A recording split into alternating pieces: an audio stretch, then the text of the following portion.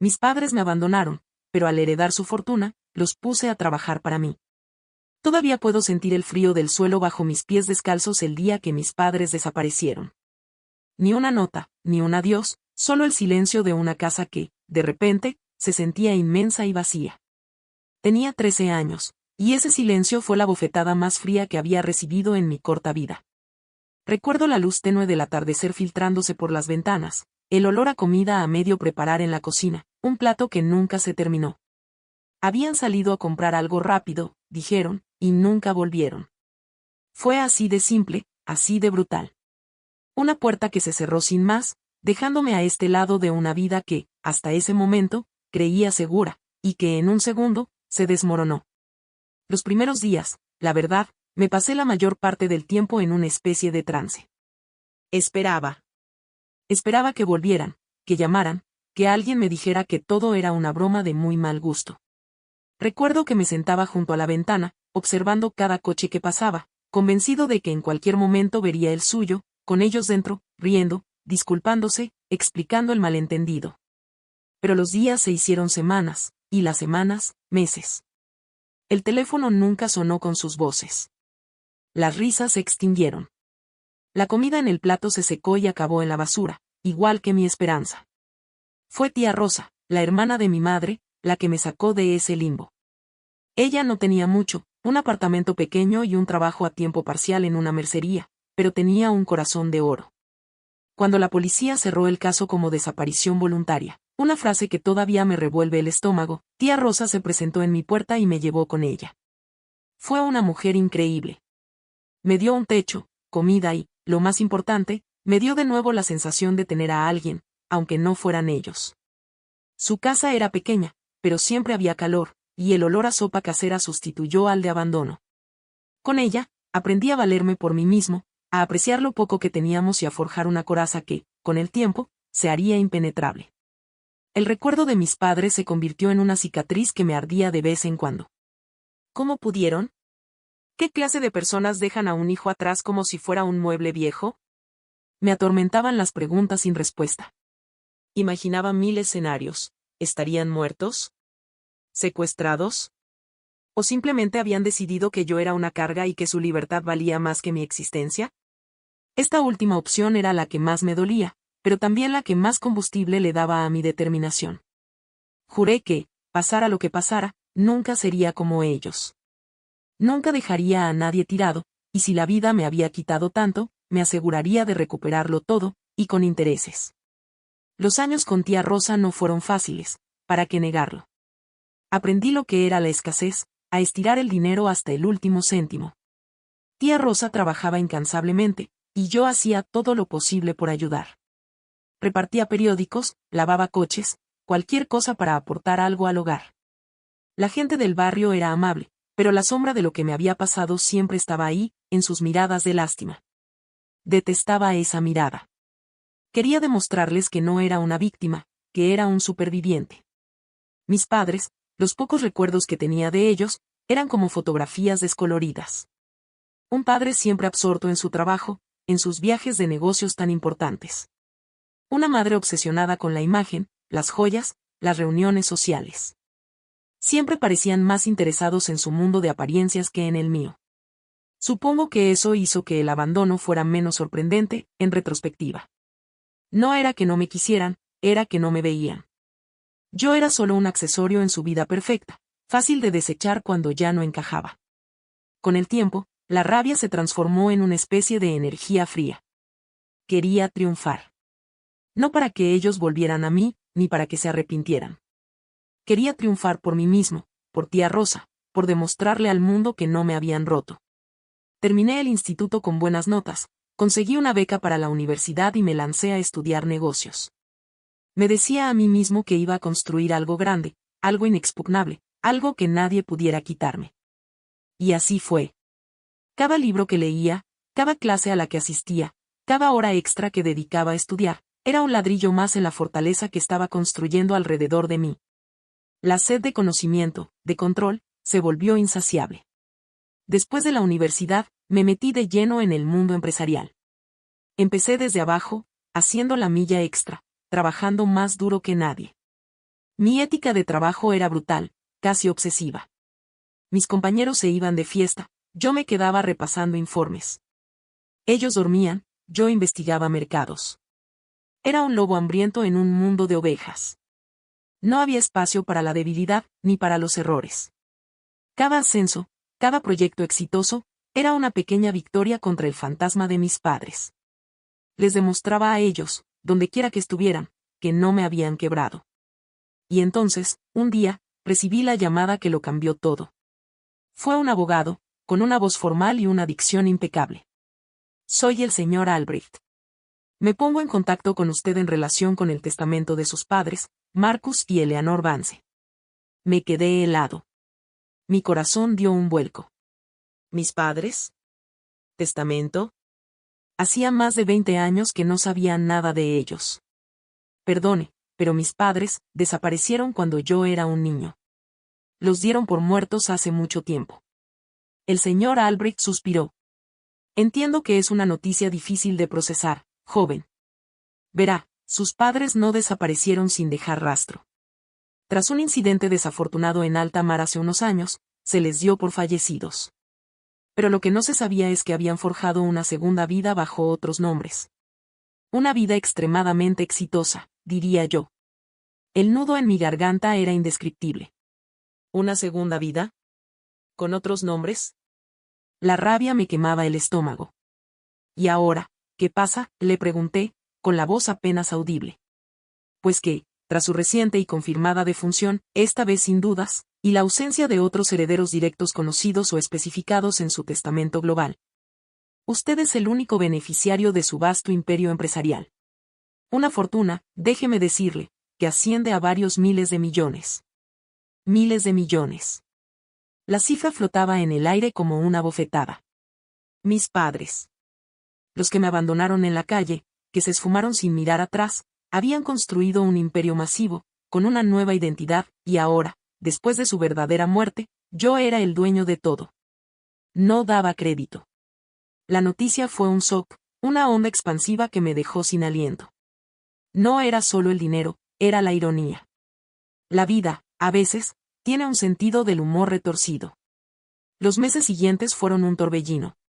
Trámites legales, reuniones con abogados, gestores de patrimonios, directores ejecutivos. Descubrí que mis padres habían sido unos genios de los negocios, o unos depredadores sin escrúpulos, según cómo se mirara. Habían construido un conglomerado global con ramas en tecnología, energía, bienes raíces. Una red compleja y poderosa. Y todo, absolutamente todo, era mío. Mientras me sumergía en su imperio, aprendí sobre sus segundas vidas. Los señores Sterling. Cómo se habían reinventado, cómo habían escalado hasta la cima. Era como leer una novela de espías, pero la trama era mi propia vida. Sentía una mezcla extraña de admiración por su audacia y repulsión por su inhumanidad. Crearon su fortuna con la misma frialdad con la que me habían borrado de sus vidas. Pero esta vez, su legado caía en las manos de la persona que más habían intentado olvidar. Pasó un tiempo. Me hice cargo de la empresa, reorganizándola, imprimiéndole mi propia visión. Era una tarea monumental, pero me sentía en mi elemento. Había nacido para esto.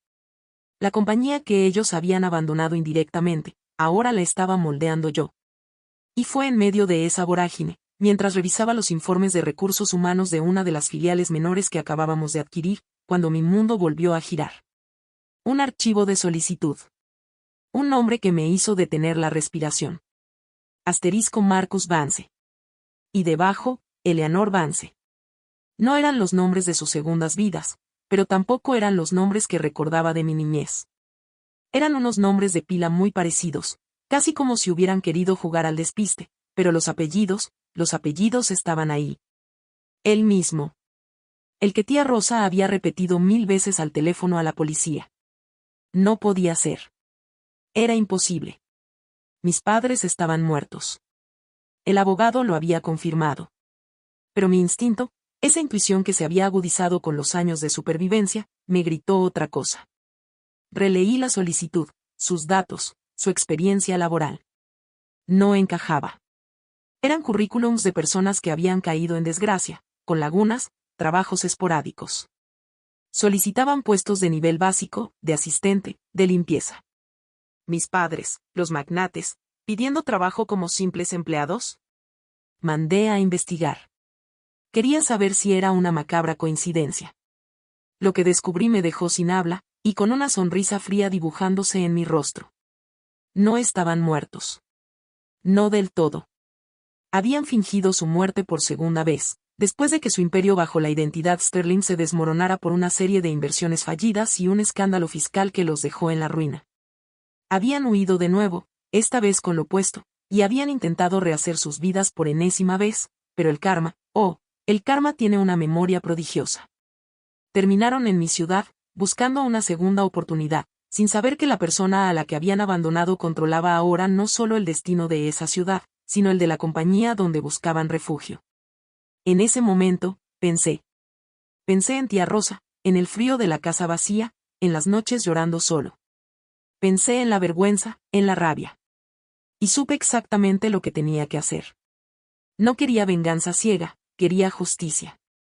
Una justicia poética, elegante, que les hiciera sentir cada gramo de lo que yo había sentido. Mandé llamar al jefe de recursos humanos.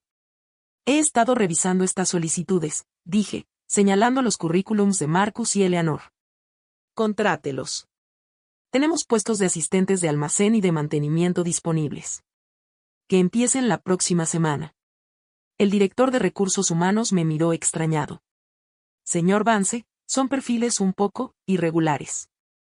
Además, están muy sobrecualificados para esos puestos. Le corté con una mirada. No importa. Contráteme a esta gente. Tenemos que dar oportunidades a todo el mundo. Y asegúrese de que pasen por el proceso estándar de incorporación. El director asintió, visiblemente confundido, pero sin atreverse a preguntar más. La semana siguiente, me aseguré de estar en la oficina principal. Pedí que me trajeran los registros de entrada de los nuevos empleados. Y ahí estaban. Sus nombres, sus firmas. Mis padres, entrando por la puerta principal de mi empresa, con sus nuevas identificaciones de empleados, sin saber la magnitud de la trampa en la que acababan de caer. No los busqué de inmediato. Quería que se sintieran las hormigas en el hormiguero. Quería que trabajaran, que sudaran, que experimentaran la vida de los que están en la base de la pirámide, algo que ellos siempre habían pisoteado. Los puse a trabajar en la sede central, en el mismo edificio donde yo tenía mi oficina en el último piso. Él, en mantenimiento, reparando cosas, limpiando. Ella, como asistente en el almacén, revisando inventario, cargando cajas. Pasaron varias semanas. Me llegaban informes discretos sobre ellos. Trabajaban duro, con la cabeza gacha, supongo que agradecidos de tener un sueldo. Me llegaban rumores de que se quejaban del trabajo, de las órdenes, de lo por debajo de su nivel que era todo. Yo sonreía. La vida tiene estas cosas. Un día, organicé una cena de empresa para los directivos y algunos empleados destacados. Una velada de gala. Quería hacer una entrada, y quería que ellos estuvieran allí, pero no como invitados de honor, sino como parte del personal de servicio. Hablé con el encargado de eventos, necesitaremos personal adicional para esa noche. Recurra a cualquier empleado que pueda ayudar. Y quiero que Marcus y Eleanor Vance estén entre ellos. Otra mirada de extrañeza del encargado, pero otra orden acatada. La noche de la cena llegó. Me vestí con mi mejor traje, el reloj de oro brillando en mi muñeca. Entré en el gran salón. La gente aplaudía, me saludaba con reverencia.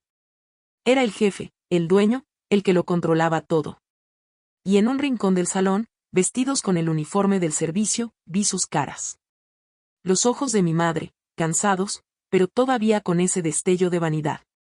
Los de mi padre, endurecidos por la frustración, pero buscando no sé qué. Me acerqué a la mesa de bebidas, donde mi madre estaba sirviendo. Su mano temblaba un poco al sostenerme la copa de champán. Levanté la vista lentamente, y mi mirada se encontró con la suya. Sus ojos se abrieron de par en par. La copa casi se le cae de la mano. El reconocimiento fue instantáneo. La sorpresa, el terror, la humillación. Su rostro palideció, y su labio inferior tembló. ¿Necesita algo más, señor?, preguntó con un hilo de voz que apenas reconocía. Sonreí, Una sonrisa que no llegó a mis ojos. No, Eleanor. Esto está perfecto. Luego me giré, y busqué a mi padre. Estaba en la entrada, ayudando a un directivo con su abrigo. Me acerqué a él, con mi copa de champán en la mano. Marcus, ¿verdad? Buen trabajo esta noche. Él se giró. Su mirada, al principio de fastidio por ser interrumpido, se clavó en la mía. El mismo shock, la misma incredulidad que en mi madre. Su boca se abrió y se cerró varias veces, intentando formar una palabra que no salía. Ya sé que esto es un poco inusual, les dije, bajando la voz para que solo ellos pudieran oírme, mientras los demás seguían con sus conversaciones. Pero, ¿saben? Siempre he creído en las segundas oportunidades. Y en la justicia. Me alegro de que hayan encontrado un lugar donde trabajar, después de todo lo que les ha pasado. Mi madre empezó a llorar en silencio, las lágrimas resbalando por sus mejillas. Mi padre, con la cara lívida, intentó hablar, pero no pudo. No tienen que decir nada, continué, mi voz tranquila pero firme. Solo quiero que sepan que aprecio su esfuerzo. Y que, como dueños de esta empresa, creemos en la lealtad y el buen desempeño. Espero que estén contentos aquí. Me di la vuelta y me fui, dejando la copa vacía en una bandeja cercana. Los dejé allí, petrificados, sirviendo en la fiesta que yo, su hijo abandonado, daba en el imperio que ellos habían construido y que yo controlaba. Al día siguiente, les llegó un memorándum a sus buzones internos. Un ascenso. No a un puesto directivo, claro que no. Sino a supervisores de su respectivo departamento. Más responsabilidades, más trabajo, pero con un salario ligeramente mejor.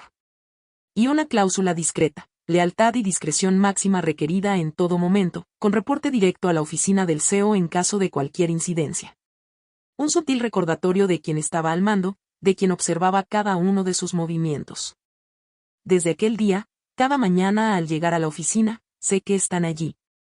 Sé que me ven, que me observan desde la distancia, mientras yo tomo las decisiones que afectan a miles de personas, incluidas ellos. No los torturo, no los humillo públicamente. Simplemente los mantengo a una distancia prudente, en puestos donde tienen que ver, cada día, el poder que una vez tuvieron, y que ahora reside en mí. La empresa florece, se expande, y con cada éxito, sé que ellos son testigos silenciosos, trabajando para el hijo que una vez descartaron. A veces, al verlos entrar por la puerta de mi empresa, con la cabeza gacha, entiendo que, a veces, la vida te da las herramientas más insospechadas para construir tu propio camino. Incluso sobre las ruinas de lo que otros destruyeron. Y aunque el frío del abandono nunca desaparecerá del todo, el calor de la justicia poética, de mi propia supervivencia y éxito, es un fuego que me mantiene siempre en pie.